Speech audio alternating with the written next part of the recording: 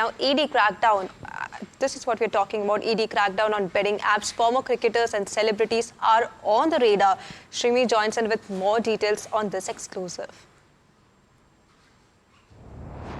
Indeed, the ED is widening its probe into illegal betting case where the now focus is on celebrity endorsement. What we are picking up from our top sources in ED that the agency has reached out to popular personalities and former cricketers, including some Bollywood personality as well, including Yuvraj Singh, Harbhajan Singh, etc. And they are seeking explanation on why they are endorsing such platforms which are banned by Government of India. And in fact, they're also saying that that is the clear violation of several Indian laws, including PMLA, FEMA, and the advisory from the Information and Broadcast Ministry. Now, sources telling us that during the course of probe, ED actually observed that how these betting platforms are using surrogate ads to kind of dodge its identity. For example, XBet became XBAT, and that is how they are kind of marketing themselves as skill of game under the pretext of online gaming to kind of hide its illegal operation. The second important fact emerging during the probe is that how